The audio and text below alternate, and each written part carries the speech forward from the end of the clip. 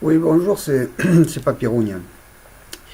Ouais, j'ai un peu la rogne. Je regardais hier Macron TV public-privé, BFM et compagnie, France Info, enfin, toutes les télés, Macron TV, quoi.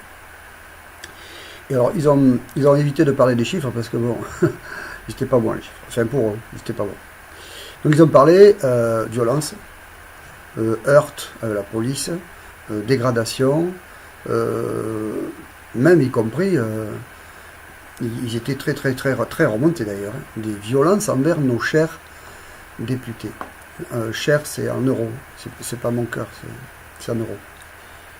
Effectivement, là, c'est soutenable. Des graffitis, une lettre pas gentille, il faut reconnaître, elle est pas gentille la lettre. Hein. Oula. Un ministre qui se fait défoncer, sa porte, pas sa gueule. Fait des agressions et des images insoutenables. Ils étaient très remontés, là, les journalistes de Macron TV. Là, pour le coup. Hein. Et moi, j'ai des copines qui travaillent à l'hôpital, hein, et elles me racontaient que dans les chambres d'hôpitaux, les gilets jaunes, gueule cassée, main arrachée, ils regardaient la télé d'un œil. Oui, parce que. Et ils étaient effarés, ils étaient outrés par tant de violence envers la République. Ah ben oui, vous vous rendez compte, il y en a qui disaient le graffiti, parce qu'ils ont la gueule aussi éclatée, il n'y a pas que l'œil. Hein. Ah, ils étaient vraiment choqués. Je pense que les gilets jaunes dans les prisons, pareil, ils se sont dit, oh, quelle violence envers nos élus. C'est une atteinte à la République, c'est ce que disait le ministre Griveaux.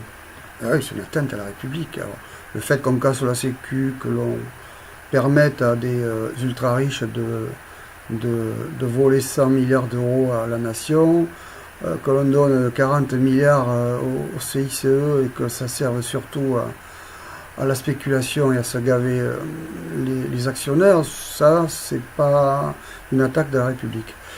Mais des graffitis. Alors là, et en plus, ils ont vu un flic. Alors là, il a pris au moins 3 ou 4 calottes, une sur le bouclier et 2 ou 3 dans le casque. Une des images d'une violence, mais où c'est qu'on va? Et ensuite, ils nous ont montré, parce qu'ils arrivent quand même à en interviewer des gilets jaunes.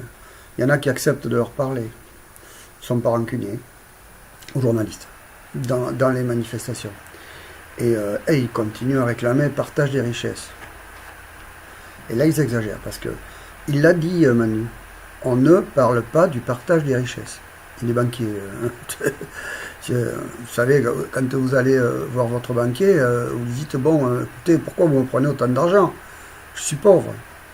Les agios, les incidents de paiement, vous vous gavez de pognon sur les pauvres. Comment je vais faire pour manger? Et le banquier qui répond, ben, vous prenez une fourchette et un couteau. Voilà. Et donc il est banquier, Manu. Alors, il continue aussi à réclamer les gilets jaunes des services publics. Franchement, là, il nous en a envoyé les services publics. Moi, j'étais dans les manifs à Bordeaux, et j'en vois partout, moi, des flics, bien équipés, avec des moyens de dispersion et de fracasse et de bastonnade qui forcent l'admiration. Moi, je suis content de payer des impôts pour avoir des matériels aussi performants. Il n'y a que nous, d'ailleurs, en France, qui avons des grenades F4 d'une efficacité redoutable. Je ne sais pas si c'est fait en France, mais vraiment, c'est du bon matériel. Hein. D'ailleurs, vous regardez, dans les hôpitaux, il y en a beaucoup de... Et là aussi, c'est pareil. Il a envoyé les services publics. Il y a des gilets jaunes qui se retrouvent dans les hôpitaux. Donc, ils sont entourés de fonctionnaires. Donc, on a les flics, on a les juges, on a les gardiens de prison. Franchement, ils nous en envoient du service public, Monsieur le Président. On prend un petit peu pour des cons, non? Hein? Un petit peu.